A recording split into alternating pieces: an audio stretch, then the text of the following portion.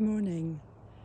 It's Monday the 16th of October and it's a magnificent morning. It's cold, it's 3 degrees, but it's magnificent. And I decided to come for a walk to see where my father's body lies. Here is the, let me get that there we go, into focus. Here is the oak tree that is planted where his head would be. So his body is in that direction. There's a couple of little memorial ornaments from my mom, and that's, My dad loved elephants. They were one of his favorite. I'm not sure if he loved buffalo more, but he certainly loved elephants. And there's the... by the way, I talk about buffalo more because we used to have to sit and watch hours, well, it felt like hours when we were little, of Cine, of herds of buffalo, not doing much at all. But my dad loved filming wildlife. So the oak tree is extraordinary. It's just beautiful and growing so quickly. So that's amazing. We're coming up to the first anniversary of my dad's passing. That'll be the 1st of November. And just recently I've been feeling, I don't know, like I've been feeling his absence more, not in a down way or a depressed way or anything like that, but just feeling his absence more. So it's probably just the sense that we're coming up to the first anniversary of his departing this mortal coil. Yeah, it is a lovely place, isn't it? And I was thinking, it's special that, he allowed us to bury him here because, well, this is where we live. It's where my mom is, and Kerry and David and Iona and Colin and I, and none of us have any intention of moving from here. So there is that specialness. But I also thought about, I'm just going to look at these beautiful mushrooms. So these are the things of fairy tales, aren't they? Fairy mushrooms, yeah. Anyway, so I was just thinking as well that even if for whatever reason we did move from this area, my dad remains in nature. It doesn't feel like a cold tomb. It feels connected, very connected with the natural world and following what many would sense would be the natural order. Oh, excuse me as I sniff. Apologies. Just going for a bit of a walk.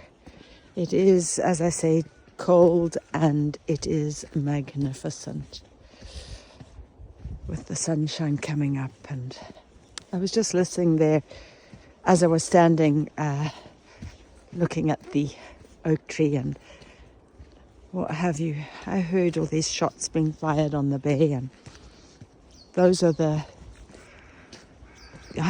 people who go and shoot geese because they like shooting birds. And I know lots of people have done it, and I know lots of people still do it. It has, since I was a child, I've never understood why people have wanted to shoot birds. I know people in my, extended family did it and what have you. I've just never understood it. It's never been a thing that was part of my upbringing. Interestingly enough, given, born in Rhodesia, born in an area in a country where lots of people owned guns and shot things, But then, of course, my dad was not that way. My dad wasn't a person who killed animals for anything. He was in the when I was born, there was a war going on. And by necessity. I think it was conscription and whatever. You know, people were called up and did their duty in defending the nation. And so he would have to go out, I can't remember, 6 weeks out, 6 weeks in, something like that anyway. I mean, I was very little in the beginning. And he tells stories of where, you know, all the troopies were there and they were really, really hungry. They hadn't eaten well for a very long time, and an antelope, a buck of, I don't know, kudu or impala or something, was standing in the road. And here they were, all these tough soldiers, really hungry for a piece of meat. And none of them could kill this buck because it was life. It was innocent life, and it was beautiful, and it had its own purpose and its reason for being. And they looked at it and it looked at them, and they chose not to take its life. I never forgot that story. It's really special to me. And this taking of life, whether it be, you know, human or animal or what have you, is just something that feels very, very wrong. And I'm not saying killing doesn't happen for, oh gosh, I don't even like to even go there, because it seems to me that we shouldn't be killing. And we have all this killing going on around the world, and now in the Middle East. You can see the frost on the ground. So that'll give you an idea that it is a little bit chilly. But look at that day. Look at it. Look at it. Yeah. So these are the moments, aren't they, that we sink into and we embrace, and we are so grateful for. Even whilst we know that my reality right now is not the reality being experienced by people in other places, I find myself deeply grateful, deeply, deeply grateful that this is where I am. And my heart goes out to people on every side of these political conflicts, and they are political. People being... Do you know what? I saw it so clearly the other day. Colin and I were listening to some report, I don't know.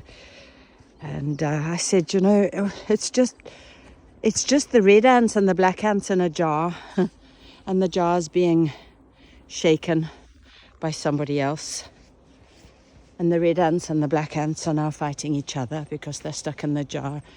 And it's the people holding the jar that should be held accountable, responsible.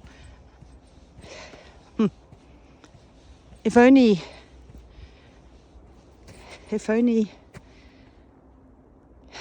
everybody would stop. If only the ones holding the guns would just say no. I know it's not going to happen. I understand. Oh, hi. You know, soldiers are soldiers, and they are created to be soldiers, you know. The purpose is that they would follow orders. They take an oath. They respond, yes, sir. Yes, ma'am.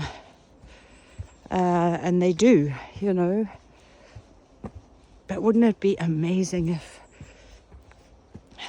the consciousness of soldiers everywhere at one time rose so high that it rose to compassion? Well, okay, so I know I'm reaching a bit high there, but it rose to that place where they stopped and they said, no more, and I'm going to pay the consequence. It might mean that I lose my liberty, but I can live with that better than I can live with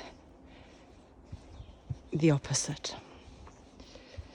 I have family in the forces, and I've always had family in army and stuff like that, you know, the forces anyway, and I love all my family, and I respect them, and having grown up in a terrorist war, you know, there's a lot of experiences there as well that, and I can't speak for one side or another. I can only say that surely we've got to get to the point where we don't want to kill anymore. Whether it be geese who are just coming to roost because it's part of their annual migratory pattern.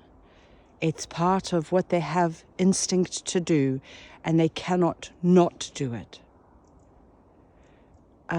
So whether it's just not killing geese, or, you know, the other day I saw another, well, not another, it's the first one of the season, but a absolutely smashed honey badger on the road.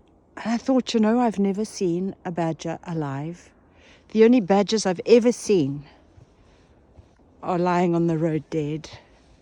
And then I saw two little hedgehogs today, one after the other, squashed on the road. And I thought, wow, couldn't we just drive a little bit slower at night? Not saying, you know, I'm not for changing speed limits. I'm not for changing them down to 20. I'm not saying that. I'm just saying, if we as humans become more conscious about the preciousness and the sanctity of life that is in everything that is alive, maybe we might just individually drive a bit slower at night time, so that we have there's less risk that we would hit an animal who's just doing what it needs to do. It needs to get across the road. It's following a track, a trail. It's looking for food. It's foraging for its family. It's doing whatever it has to do, and it never makes it because we're driving too fast and we don't see it in time. Now, there are always going to be accidents, always, and people do die by accident, misadventure, any number of reasons like that, but I'm talking about the intentional and senseless. Yeah, I'm feeling very, very sad about, just standing there at my dad's grave and hearing the guns go off and knowing that,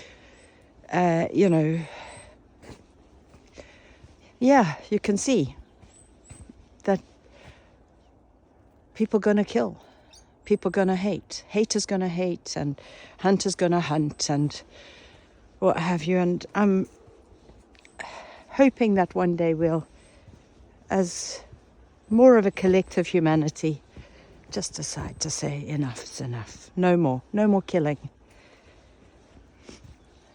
Anyway, it's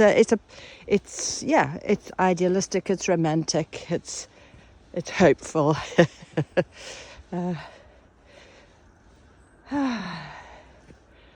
Here I am. That's the shelter, the Hinterland shelter.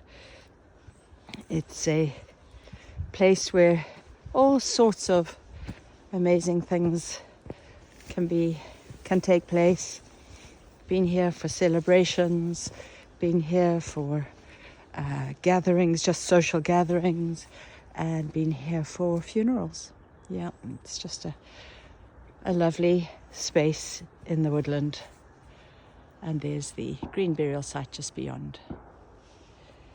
Right, I think that's enough from me today. I don't know if you picked up those gunshots, and the geese are trying to take to the air. I can hear them, and the guns are going off, and it just is, I find it quite disturbing. So there are some amazing people who go out there and walk on the bay to try and stop the shooters. They just walk, they just go out and they walk, because when they're at a certain thing, the shooters aren't allowed to shoot. But people can't be out there every day. And at the moment, with all these shots going off, it's very obvious that there will be some birds that are dead and or dying. And the reports from the people who do go out and walk the bay are that they often find wounded, dying or dead birds and lots of plastic shell casings from shotguns. And it just, to me, just makes no sense. You're just shooting, you're wounding, what have you, birds are falling. What is it? What is it that drives this? It's not for food. The shops are full of food. So it's, what drives this desire to kill something?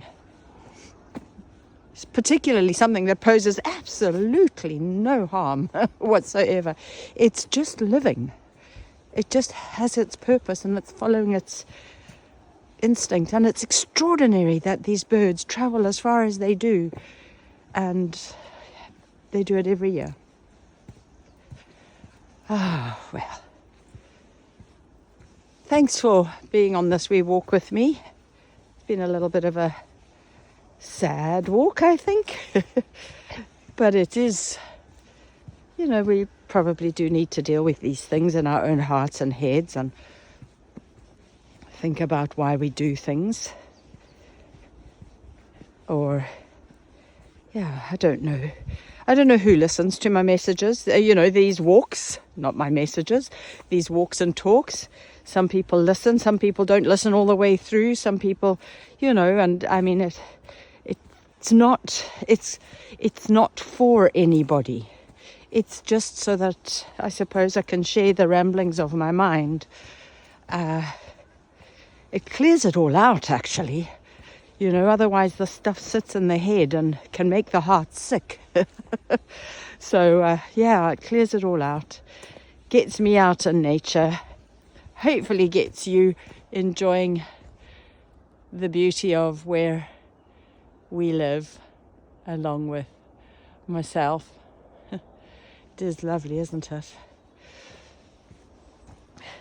And it's a bit of connection with nature, connection with each other. And if you've come to this point with me, thanks. It's wonderful.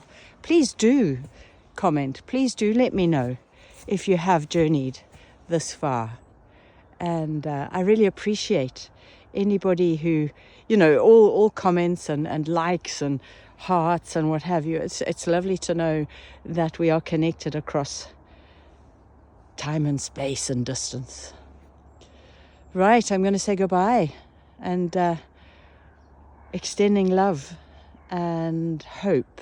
Oh, my new saying is Pakon Kaj Amon, which is Esperanto for peace and love.